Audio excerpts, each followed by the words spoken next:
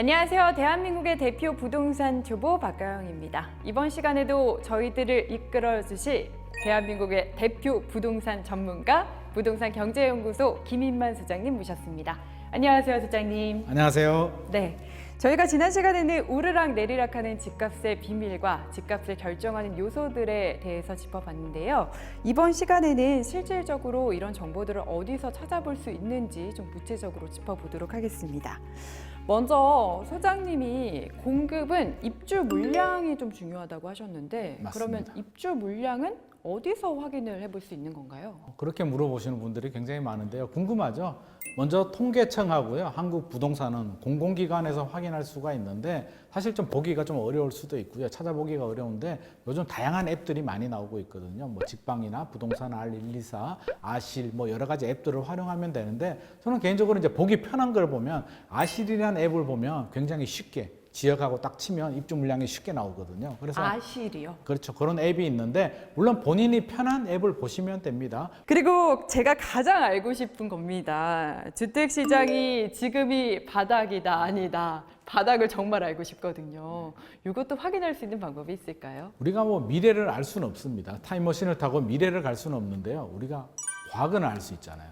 과거는 저는 미래를 보는 거울이라고 생각을 해서 물론 100%는 아니겠지만 과거에 부동산 시장이 진짜 어려웠을 때 바닥일 때 어떤 현상들이 있었을까를 좀 분석을 해봤습니다. 그래서 그걸 알려드리려고 하는데요. 그러니까 집값이 오를 때는 서울부터 올라서 경기도 오르고 지방으로 가잖아요. 내릴 때는 반대로 가거든요. 지방에서 이렇게 올라오는데 규제도 반대로 풀죠. 지방 풀고 경기도 풀고 서울을 푸니까 서울, 특히 서울 중에서도 강남에 조정 대상 지역이 언제 풀리느냐를 우리가 눈여겨봐야 됩니다. 강남의 조정 대상 지역이 풀렸다는 얘기는 정부가 바라볼 때 야, 집값 너무 떨어졌는데? 큰일 났다. 강남 집값이 오르면 다른 지역으로 파급 효과가 있어서 정부는 강남은 마지막까지 안 풀어주고 싶은데 강남을 풀어줬다는 얘기는 주택 가격이 많이 떨어졌구나. 그 시그널을 읽을 수가 있고요. 두 번째, 양도세 특례라고 있습니다. 우리가 양도세라고 한다면 집을 사서 팔 때 돈이 남았잖아요. 시세 차익에 대해서 정부가 6에서 45% 정도 환수를 하는 세금인데 이건 안 받겠다는 겁니다. 5년 동안 안 받을게. 그러니까 제발 집 좀 사줘. 아, 그런 때가 있었어? 있었습니다. 과거에 두 번 있었는데 IMF 외환위기 때 있었고요. 2013년도에도 집값이 떨어지니까 이렇게 특례가 나왔기 때문에 앞으로도 양도세 특례 5년간 면제가 나오면 아, 집값이 바닥이구나라는 시그널을 알고 아, 내 집 마련해야 될 때가 왔구나 정도 생각을 하면 될 것 같고요. 세 번째는 고점 대비 이제 가격이 떨어지게 되는데 과거 사례를 보면 30에서 50% 정도 가격이 하락을 했습니다. 그러면 29% 떨어지면 안 되는 건가요? 이렇게 따지지는 마시고 대략 30에서 50% 지역마다 다르고요. 아파트 단지마다 차이는 있는데 실거래가를 확인한 다음에 30에서 50% 정도 떨어졌다면 조정이 됐다면 그것도 하나의 시그널로 받아들이면 좋을 것 같고요. 네 번째는 패닉 셀링, 투매 현상이라고 하죠. 우리 2020년도, 2021년도에 패닉 바잉이라는 이야기 들어보셨잖아요. 들어봤죠. 불안하니까 막 연끌해가지고 집을 사야 된단 말이에요. 반대 현상이 발생합니다. 집값이 처음에는 집주인들도 사게 안 팔고 싶잖아요. 어떻게든 집을 가지고 가고 싶은데 1년 기다리고 2년 기다리고 집값은 떨어지고 대출이자 부담이 크니까 도저히 못 버티겠다. 팔아버려야겠다. 라고 해서 집을 던지기 시작하는데 사람 마음이 비슷하죠. 한 사람이 던지면 다른 사람도 같이 투매를 하게 되거든요. 그게 패닉 셀링 현상인데 그 현상이 나오게 된다면 투매 현상이 나오면 부동산 시장이 바닥 가까이 왔다. 곧 그 시기가 지나면 올라갈 가능성이 높다. 다섯 번째는 이제 미분양이 늘어납니다. 분양을 해도 막 내 집 마련하고 싶어서 굉장히 청약 시장 과열이 됐었잖아요.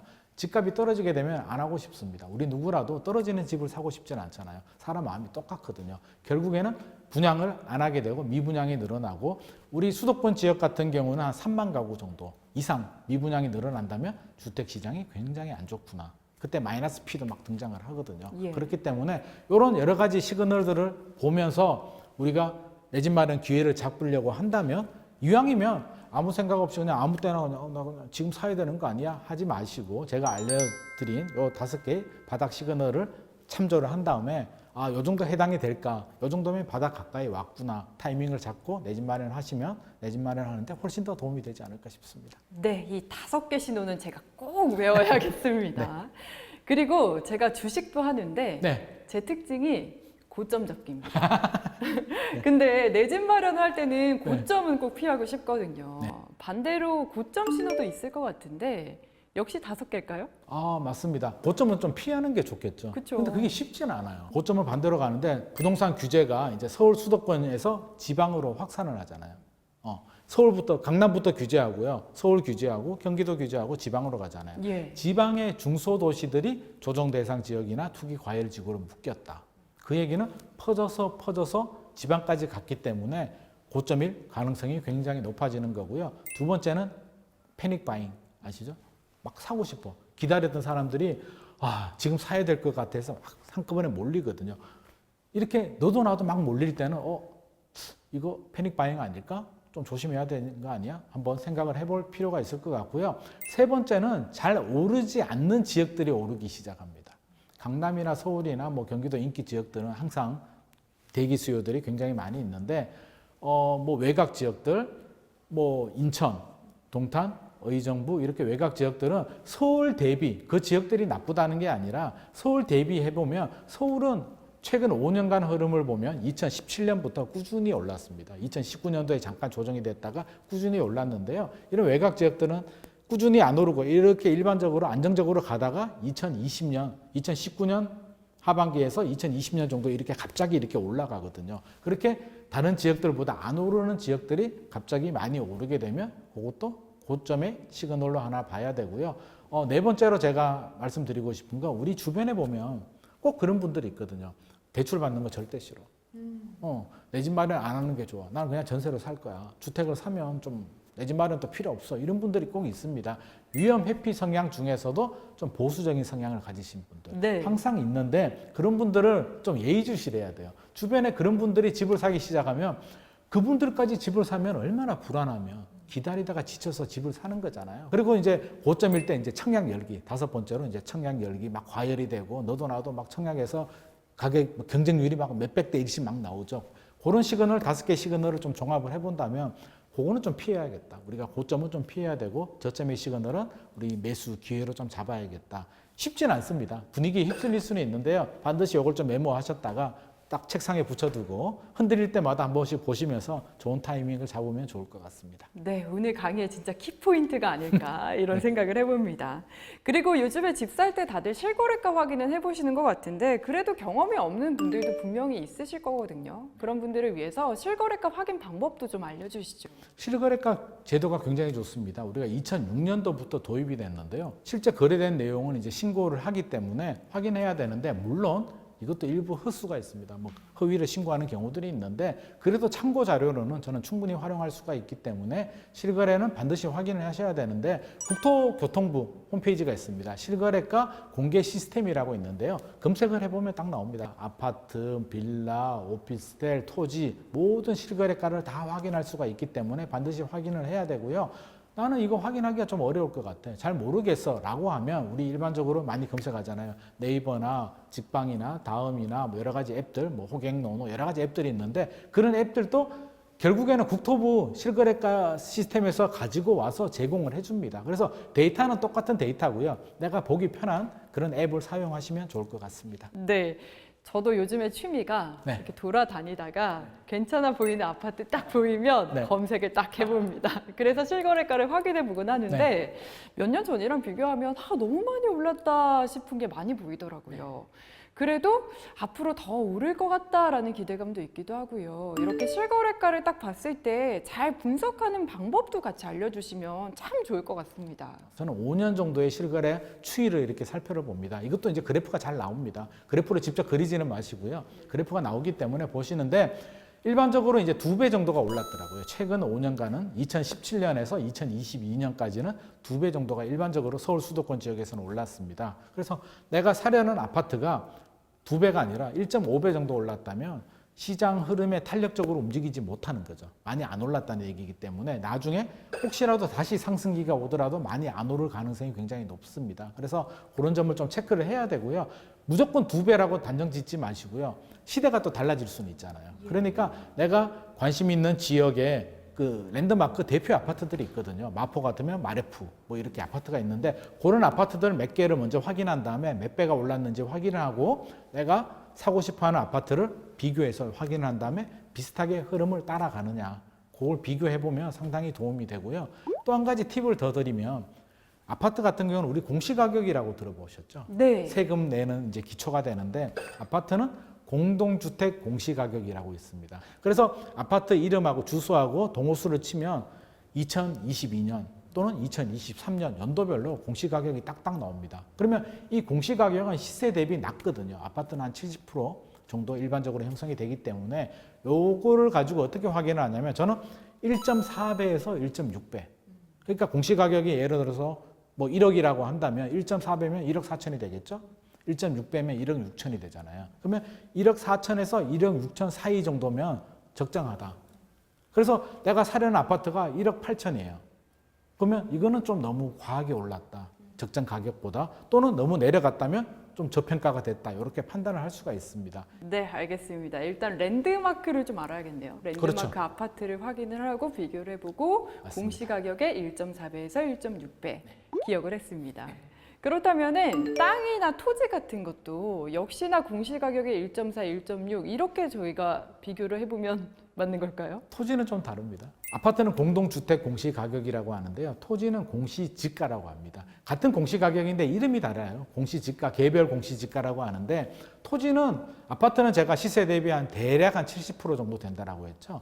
토지는 한 50% 정도 됩니다. 50%가 안 되는 경우들도 있어요. 그래서 공시지가도 이제 확인할 수가 있는데 공시가격 알림이 들어가면 이제 확인이 되는데요. 요거는 공시가격 알림이나 아니면 우리 토지 이용 계획이라고 토지 이음이라는 정부 사이트가 있거든요. 토지 이음에 가면 면적하고 공시가격, 제곱미터당 공시가격이 나오는데 면적이 나오고 제곱미터당 공시가격이 나오면 곱하면 되겠죠. 토지 같은 경우는 일반적으로 2배에서 2.5배 정도. 2배에서 2.5배 정도 가격이면 적정한 수준이다라고 판단할 수가 있고요. 물론 지역마다 지방의 야산이라든지 임야 같은 경우는 좀 안 맞는 경우들도 있기 때문에 이거는 참고용으로 요 정도 참고용으로 하시면 좋고요. 이걸 절대 기준에서 1.9배면 안 되는 거야. 2.6배면 이상한 거야. 이렇게 하지 마시고 참고용으로 이렇게 계산을 하시면 좋을 것 같습니다. 네, 알겠습니다. 혹시나 제가 토지를 물어봐서 박 아나운서 땅 사려는 생각 있는 거 아니야? 이렇게 생각하는 분들 있으실 수도 있는데 네. 절대 아니고요. 네. 그냥 혹시나 관심 있는 분들을 위해서 대신 여쭤봤다는 점도 제가 함께 말씀드리겠습니다. 사실 저는 이제 또 아파트가 워낙 비싸다 보니까 재건축에도 살짝 관심이 있어요. 요즘에 또 서울에는 약간 재건축 이슈도 많이 있거든요. 네네. 근데 아파트가 오래되면은 다 재건축을 할 수 있는 건 아니잖아요. 재건축을 기대하고 아파트를 사도 괜찮은 건지 어떻게 보고 계신가요? 이게 뭐가 중요하냐면 사업성이라고 하는데요. 우리가 아파트를 가지고 있는데 내 아파트가 재건축이 되면 돈은 누가 낼까요? 공사비는. 우리가 내야겠죠. 나라에서 우리 아파트 재건축하는데 돈 주진 않잖아요. 우리가 돈을 내야 되는데 돈 많이 내고 싶으세요? 적게 내고 싶으세요? 적게 내고 싶습니다. 그렇죠. 우리 사람 마음 똑같죠. 적게 예. 내고 싶단 말이에요. 그러면 그 돈을 어디서 충당해야 될까요? 그게 일반 분양이라고 하는 겁니다. 그래서 예를 들어서 지금 아파트가 한 1000세대 아파트인데 1500세대로 재건축을 하게 되면 500세대가 남죠. 이걸 일반 분양하게 되면 돈이 들어오잖아요. 그 돈으로 공사비를 충당하면 우리는 돈을 적게 내도 되잖아요. 조합원 입장이라면. 그래서 일반 분양이 많이 나올수록 좋다. 사업성이 좋아진다. 그러면 일반 분양이 많이 나오려면 어떻게 해야 될까요? 결국에는 이제 따져봐야 되는데 우리가 용적률이라고 있습니다. 예. 용적률.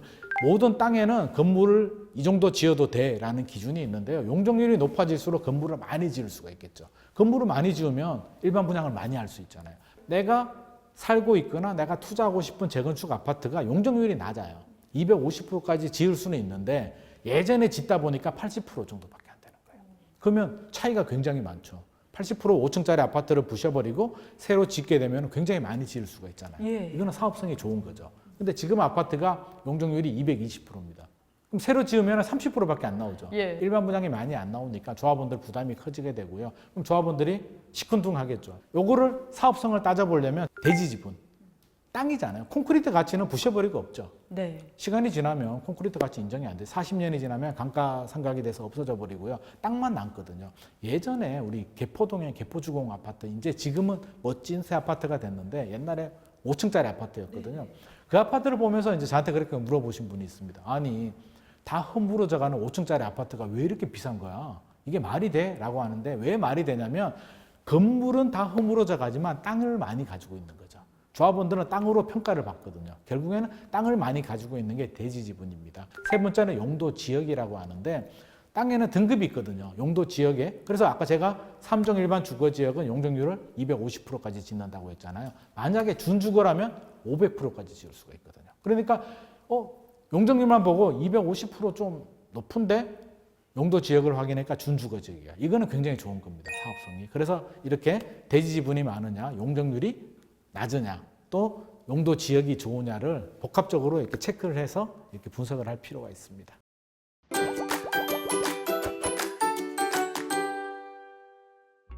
네, 알겠습니다. 저 오늘 필기 또 열심히 해본 것 같은데 여러분들도 잘 받아 적으셨죠? 어쨌든 소장님과 함께 하니까 어려운 부동산 얘기가 조금은 더 재미있게 들리는 것 같습니다. 다음 시간에도 알찬 정보 저희가 기대를 해보겠습니다. 고생 많으셨습니다. 감사합니다.